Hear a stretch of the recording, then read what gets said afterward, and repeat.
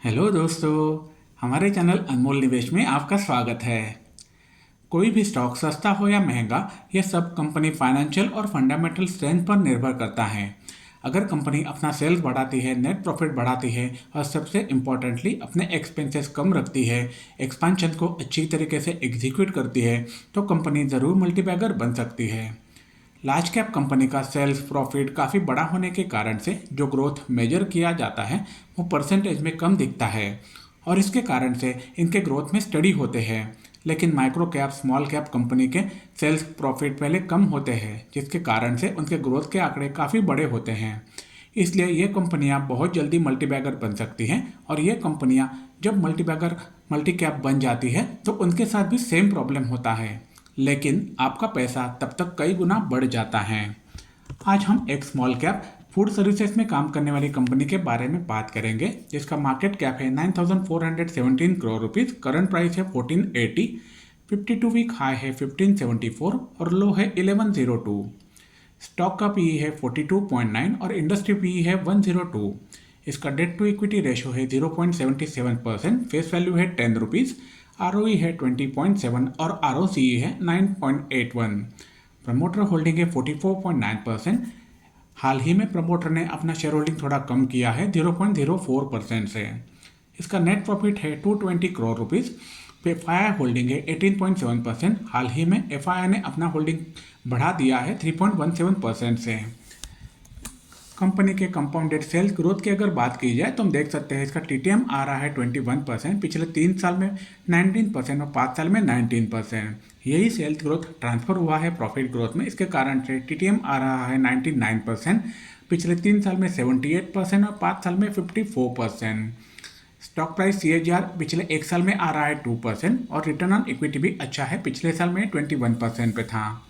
Company के business detail की जानकारी ली जाए तो हम देख सकते हैं ये कंपनी के पास इंडिया, श्रीलंका और मालदीव में रेस्टोरेंट ऑपरेट करने के लिए नॉन एक्सक्लूसिव राइट्स है यम्स ब्रांड्स के, जैसे कि केएफसी, पिज्ज़ा हट, टाको बेल इत्यादि। कंपनी का रेवेन्यू जो है केएफसी से सबसे ज़्यादा आता है 64%। इसके लिए कंपनी का एवरेज रेस्टोरेंट साइज है 1500 स्क्वायर फीट और एवरेज डेली सेल्स है रेस्टोरेंट का 1,38,000 रुपीज़। पिज्ज़ा हट जो कि सेकंड कंट्रीब्यूटर है रेवेन्यू में, सबसे ज़्यादा 23.5% इसका आता है, सेकंड हाईएस्ट। यहाँ पे कंपनी जो है 171 पिज्ज़ा हट्स के स्टोर्स ऑपरेट करती है पूरे भारत भर में। इनका एवरेज साइज आता है रेस्टोरेंट का 1200 स्क्वायर फीट और एवरेज डेली सेल्स पर रेस्टोरेंट का आता है 61,000 रुपीज़। इस कंपनी की एक सब्सिडरी कंपनी है ग्यामा लंका करके, जो श्रीलंका में ऑपरेट करती है। ये कंपनी एक सिंगल फ्रेंचाइजी है पिज्ज़ा हट और टैको बेल के लिए श्रीलंका के लिए। एक कंपनी के 2 टैको बेल रेस्टोरेंट है श्रीलंका में। यह कंपनी रेवेन्यू के हिसाब से देखा जाए तो हाईएस्ट आती है क्विक सर्विस रेस्टोरेंट में श्रीलंका में, जो इंटरनेशनल लेवल पे ऑपरेट करते हैं। इनके श्रीलंका में टोटल 114 रेस्टोरेंट्स है जो इनके लिए सेल जनरेट करते हैं 74,000 रुपीज़ का पर रेस्टोरेंट। कंपनी का खुद का in house supply chain function है, जिसके द्वारा वो packaging, warehousing, logistic, food ingredients यही सभी चीज़ें मैनेज करते हैं। इस कंपनी के 5 वेयर हाउसेस हैं जिनके द्वारा वो रेस्टोरेंट को लगने वाली सभी चीज़ें भी मैनेज करते हैं। इस कंपनी का सेल जो है वो डाइन इन से 40%, टेक अवे से 21%, डिलीवरी से 39% आता है। इस कंपनी के टोटल 376 रेस्टोरेंट्स थे FY19 में, जो बढ़ते हुए 437 हो गए थे मार्च 31, 2021 तक, और अभी दिसंबर 22 तक ये हो गए हैं 599। हम आपको बता दें यह वीडियो जो है सिर्फ एजुकेशनल पर्पज़ के लिए बनाया गया है। इसे किसी भी तरह की खरीदारी या बिकवाली की सलाह ना समझे। कोई भी आर्थिक निर्णय लेने से पहले अपने सेबी रजिस्टर्ड वित्तीय सलाहकार से सलाह जरूर लें। कंपनी के क्वार्टरली प्रॉफिट और लॉस स्टेटमेंट को अगर देखा जाए तो हम देख सकते हैं दिसंबर 20 में कंपनी का सेल्स था 334 करोड़ रुपीज़, जो ऊपर नीचे होते हुए दिसंबर 22 को हो गया था 596 करोड़ रुपीज़ और मार्च 23 में हो गया था 560 करोड़ रुपीज़ और जून 23 में 654 करोड़ रुपीज़। ये भी हम देख सकते हैं ऑपरेटिंग मार्जिन जो है वो कंपनी का पहले कम हुआ था, पहले अच्छा था, बीच में कम हुआ था और वापस से दिसंबर 20 में दिसंबर 22 में कंपनी ने ऑपरेटिंग मार्जिन जो है 20% मेंटेन किया था। उसके बाद में मार्च 23 में 18% और जून 23 में 19%। ये काफ़ी अच्छा मार्जिन मेंटेन किया हुआ है कंपनी ने।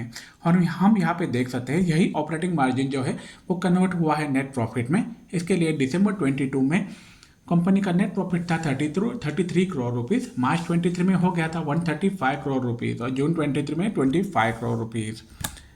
कंपनी के ईयरली प्रॉफिट और लॉस स्टेटमेंट की अगर बात की जाए तो हम देख सकते हैं कंपनी का सेल्स था मार्च 18 में 957 करोड़ रुपीज़, जो लगातार बढ़ते हुए मार्च 22 में हो गया था 1722 करोड़ रुपीज़ और मार्च 23 में 2266 करोड़ रुपीज़।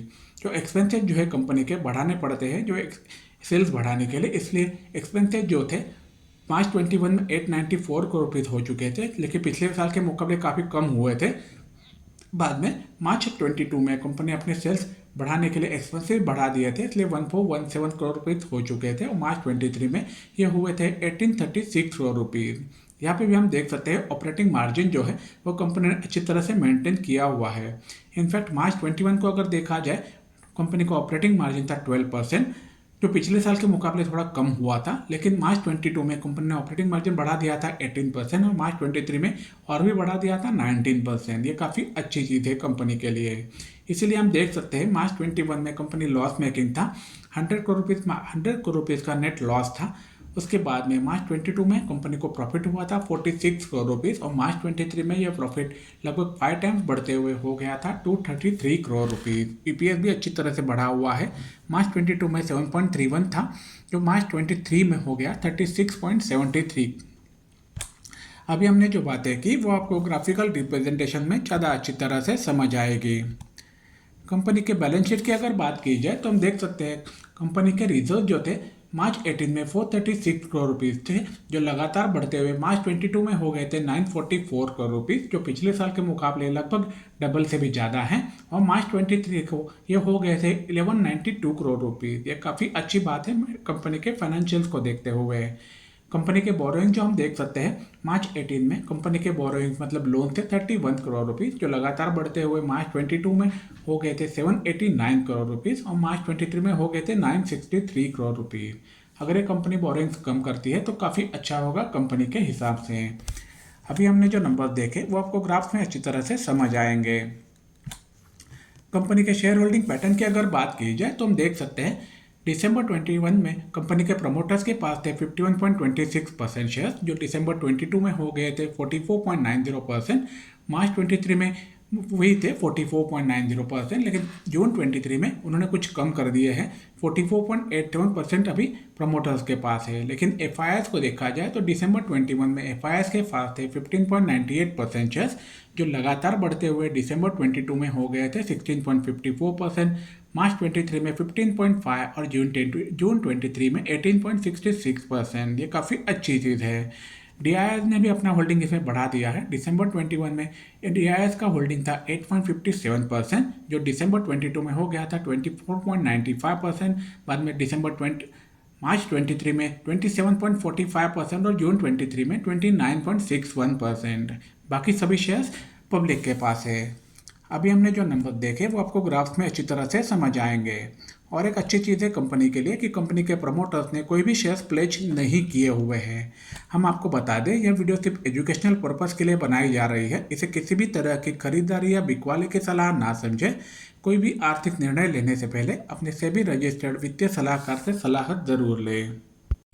कंपनी के एक साल के चार्ट की अगर बात की जाए तो हम देख सकते हैं कंपनी का सेल्स अच्छा तरह से नहीं चल रहा था, नेट प्रॉफिट कम हो रहा था, इनफैक्ट लॉस हो रहा था। उसके कारण से कंपनी का प्राइस भी शेयर मार्केट में नीचे आया हुआ था, लेकिन जैसे ही कंपनी का प्रॉफिट बढ़ने लगा अच्छी तरह से प्राइस भी ऊपर जाने लगा हुआ है। इसी तरह से हम देख सकते हैं ऑल टाइम चार्ट में जो कंपनी का प्राइस था, जो पर्टिकुलर एक रेंज में चल रहा है 1000 से लेके 1500 तक। लेकिन ऐसे ही कंपनी अगर अच्छी तरह से अपने एक्सपेंशन प्लान एग्जीक्यूट करती रही, अपने सेल्स और नेट प्रॉफिट बढ़ाती रही, तो ये कंपनी ज़रूर आगे जाके मल्टीबैगर बन सकती है। हम जिस कंपनी की बात कर रहे हैं उस कंपनी का नाम है सफायर फूड्स लिमिटेड। ये कंपनी फ्रेंचाइजी आती है यम बिजनेस की, जिनका अलग अलग KFC, पिज़्ज़ा हट और टैको बेल जैसे रेस्टोरेंट्स है पूरे भारत, श्रीलंका और मालदीव्स में।